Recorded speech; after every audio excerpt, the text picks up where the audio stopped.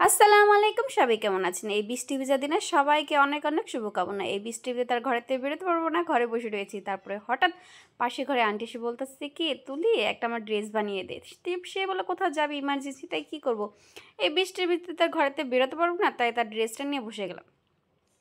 ভাবতেছি তার ড্রেসটা কাটতেছে, একটা ভিডিও করে নিয়ে, যেটা আপনারাও শিখে নেবেন, আমারও কাজে লাগবে, তার জন্য এই ভিডিওটা করা। তো অবশ্যই যারা ঘরে ঘরে বসে কাজ শিখতে চান তাদের জন্য এই ভিডিওটা বেশি দরকারি।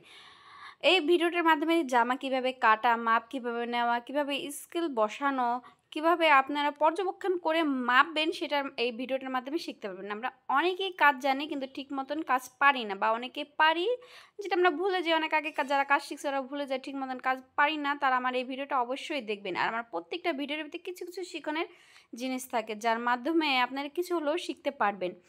অবশ্যই আমি আগে পরে কোনো ভয়েস দেইনি, এখন দিচ্ছি। যাই হোক, খারাপ হলে আপনারা আমাকে ক্ষমা করে দেবেন। আর অবশ্যই আমার ভিডিওটা পুরো দেখার চেষ্টা করবেন। আমরা অনেকে এসে যে আমার মাপ কীভাবে নেব সেটা আমরা বুঝি না।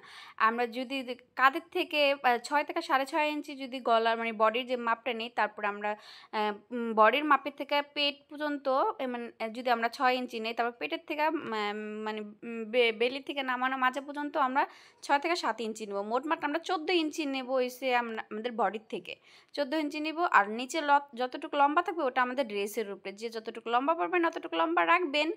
তারপরে আমরা হাতা কাটবো, যে যতটুকু পরি, মানে হাতার ভিতরে হচ্ছে লম্বা, হাফ, ফুল। এটা হচ্ছে আমাদের যে ড্রেসটা কাটবো, ড্রেসের যে বডিটার যে সাইডটা আমরা কাটছি ওইটা হিসেবে কেটে নেব। যেহেতু আমার এটা একটা ঢিলা ঢালা একটা প্লাজো টাইপের হাতা হবে, তার জন্য আমি ঢিলা ঢালাই নিচ্ছি।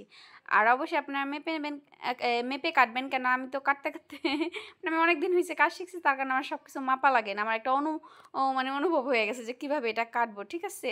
আর যাই হোক, আমার কথায় যদি ভুল ত্রুটি তো অবশ্যই থাকে, যদি হয় আমাকে মাফ করে দেবেন। আমরা অনেক কিছু শিখি কিন্তু পারি না, মানে মানে আমাদের চেষ্টা অনেক ত্রুটি থেকে যায়, বা কোনো কিছু শিখতে গেলে অর্ধেক পথে শিখা ছাড়া হয়ে যায়। আমি অনেকবার অনেক কাজ শিখতে গেছি আর করা হয়নি, তার জন্য আমি চাই আমি যতটুকু পারি আপনাদের মাঝে ওইটা শেয়ার করার জন্য। আমরা প্লাজো পায়জামা অনেক টাইপের কাটি, সবার প্লাজো পায়জামার শেপটা সুন্দর হয় না।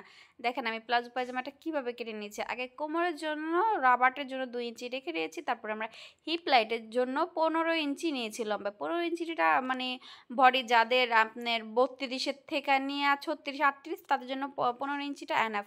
আবার যারা শুকনা তাদের জন্য এনাফ, আবার যারা একটু হাই মানে মোটা তাদের জন্য আবার একটু বেশি নিলে বেশি ভালো হয়।